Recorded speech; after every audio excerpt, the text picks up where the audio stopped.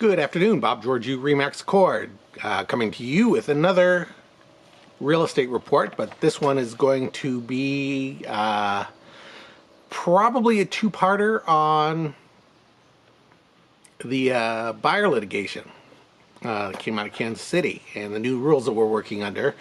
This first part is going to be a description of agency law in California, and the second part is going to be the buyer settlement specifically.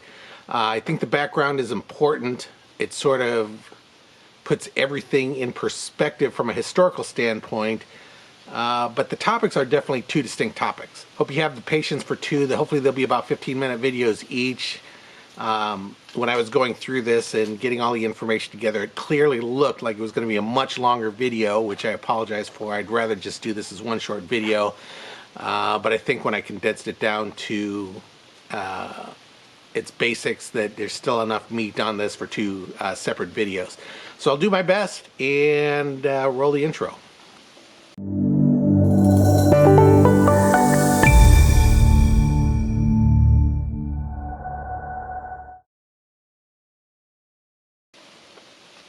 So the source of this is my broker real estate renewal. This information is provided to us every time we come around for a license renewal. I'm a licensed real estate broker in Contra Costa County and work out of the Walnut Creek area from Danville all the way up to Martinez, Concord, Pleasant Hill, and Clayton.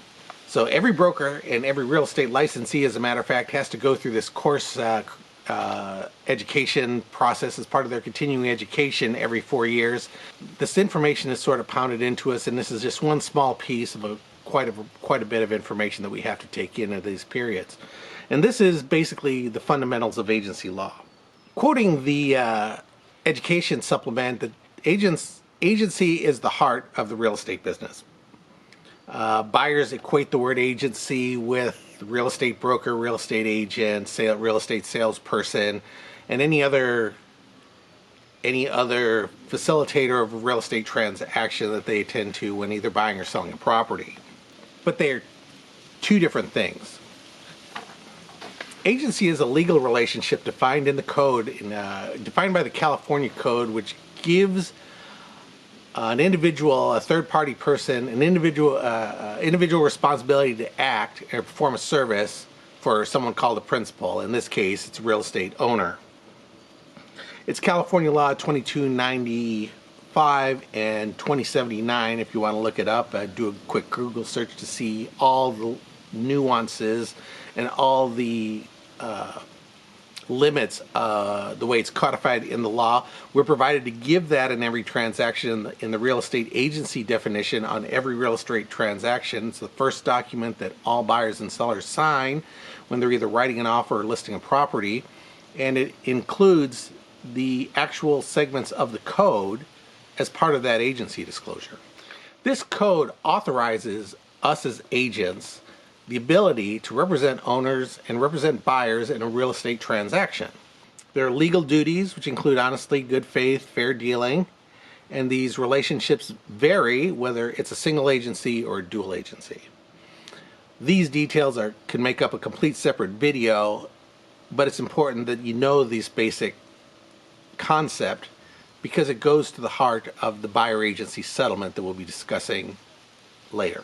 The history of real estate begins all the way back in common law, which goes to the concept of common law goes back to the 1300s in England, where the king would run his country based on the common practices of the lords and barons who transacted business around the king's governing area. Over time, as bureaucracies grow, as governments got more sophisticated and the court system developed, common law was the foundational law which sets forth pretty much every law that we currently work on. It goes back that far. And so these are just advanced rights that came out of modern capitalism as our country developed, formerly as an English province, later expanding into the West, and as the West was cut down into from a large geographic area into states, then into smaller subsections, counties, cities. And as real estate sections became more subdivided and spread out among more people, a means to transact real estate became necessary. Early real estate transactions started out where either a seller would sell the property himself, or they would hire an intermediary to get involved to create or generate a transaction, not unlike they do in the stock market. A third-party middleman would become an intermediary. He would talk to an owner and negotiate a price with that owner to sell the property, and then he would go out and solicit buyers for that property, and his profit would be the bid-ask spread. You know, the buyers offer one price, the sellers offer another price, and then the profit, the margin that the intermediaries make, is based on that bid-ask spread. I'm going to read right out of the language here because it put it most concisely. The auctioneer would list a property, enter it into an option purchase agreement with the seller, find a buyer willing to pay more than the auctioneer was obligated to pay under the option's contract, then exercise the option and subsequently resell at a higher price. The difference between the option price and the resale price was the auctioneer's commission. This and early methods of broken real estate presented many opportunities for dishonesty and fraud. Clearly, back in the day, and this would have been the early days of California, there were not organized information outlets like we have today. They didn't have a Google to go to and take a look to see if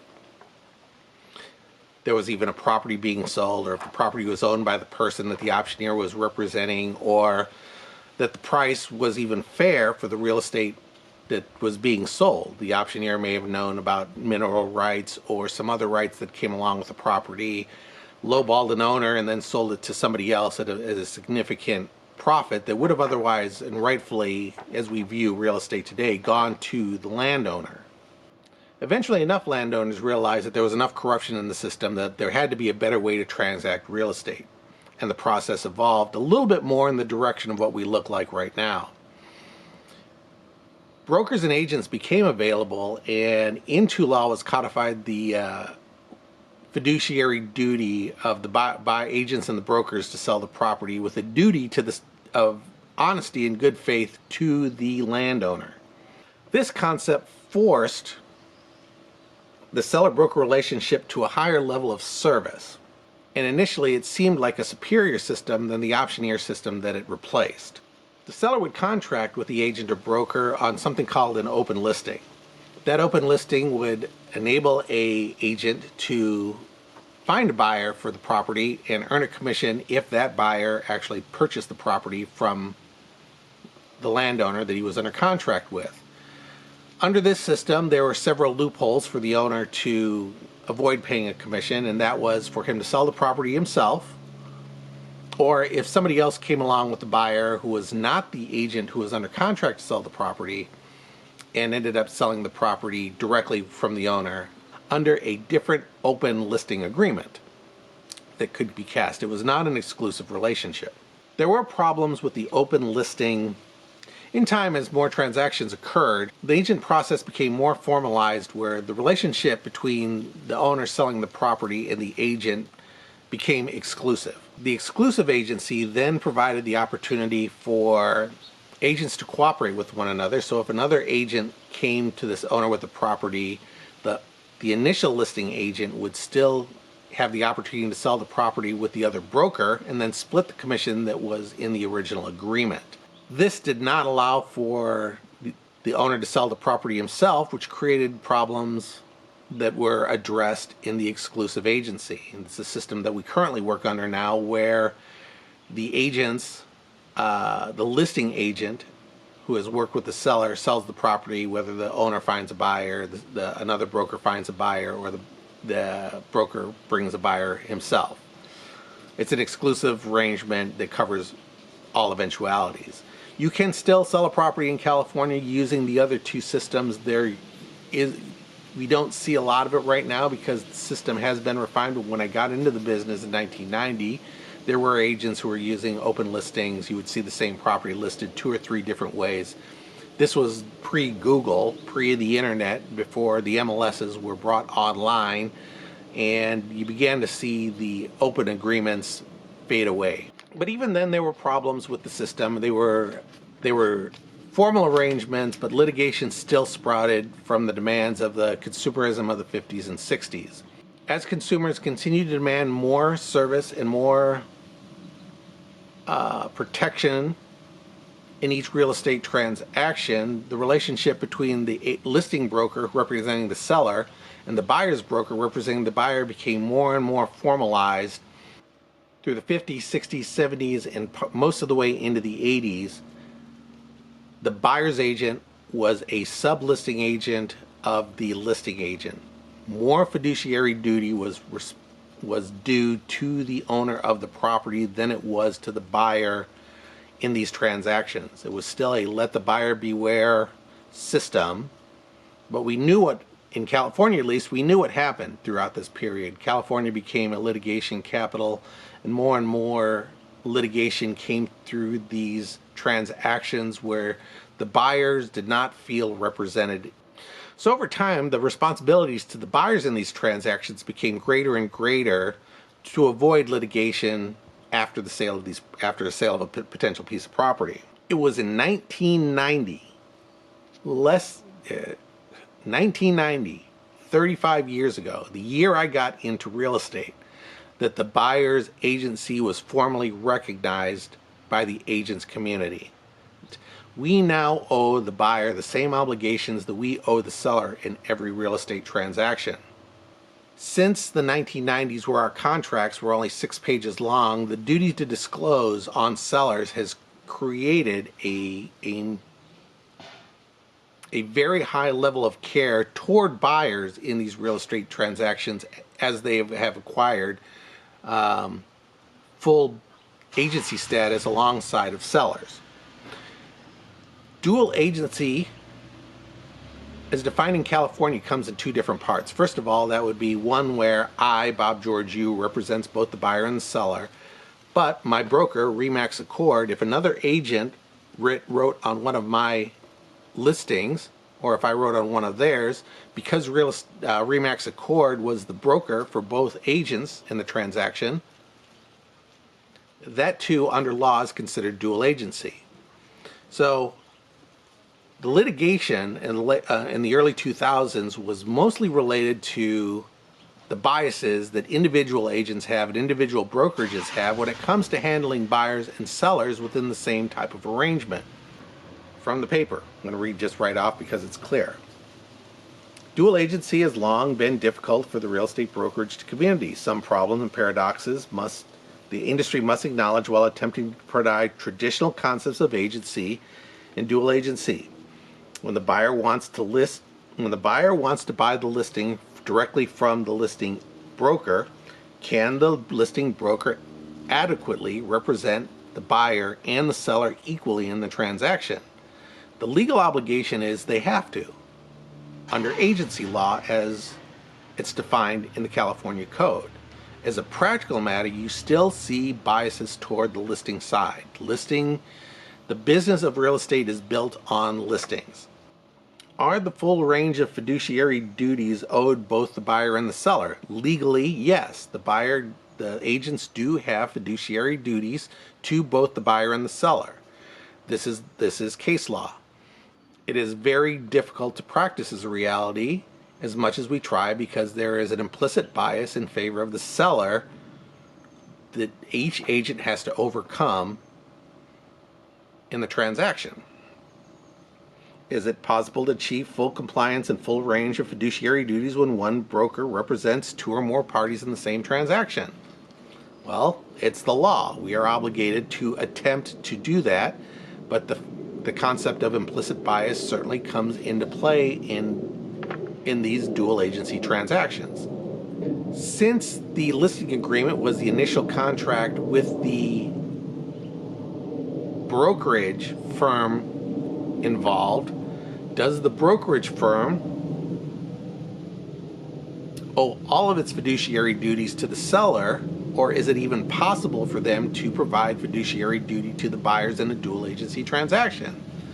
Well, In a legal definition, where they're obligated to. As a practical matter, there's case law that says that this doesn't happen.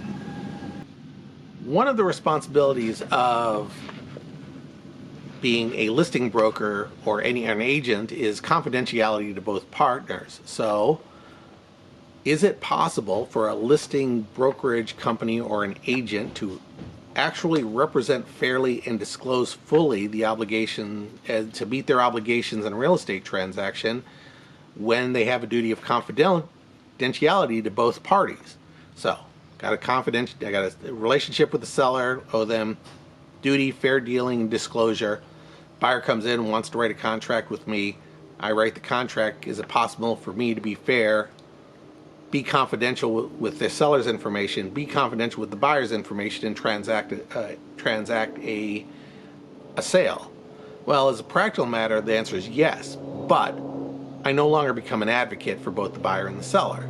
I become basically a mediator. I can only give questions. I can only answer questions that the buyer and seller ask individually without providing guidance as to what the better thing to do is. And consequently, many agents will bias toward the seller because, if something happens in the real estate transaction, you can always find another buyer. Harder to find another seller. And are you actually meeting the duty to disclose while you're maintaining confidentiality between two people? Very hard line to cross. I guarantee you it gets crossed more times than the litigation would allow. And it becomes a tough one at that point. But we try, and we still do it. And does the dual agency always put the listing brokerage in a conflict of interest between the two parties with this confidentiality and duty to disclose? And powers that be argue that there's always some sort of conflict, but transactions are still handled in a dual agency. And this gets to what's going on currently in the market with the new settlement law. As recently as 2020, pre-COVID, California Association of Realtors had considered banishing dual agency. So I've just noticed that it's been 25 minutes and I am only halfway through. So this is going to be a two-parter. And so we'll wrap up part one right here. And then next week we will go, next video, we'll go on to part two to talk more specifically about the Kansas City settlement and the challenges and the problems that it has created under the current structure that we're still going to be working through probably for the next 2 or 3 years until the law changes and other elements are added to the real estate transaction the way we do it right now. So my name is Bob Georgiou, Remax Accord. Thank you very much for taking the time out. Sorry it's been a long video, but there is a lot of information to convey, and we'll bring it all home in the next video. Appreciate your patience, and in the meantime, we'll see you in escrow. In the meantime, have a great week.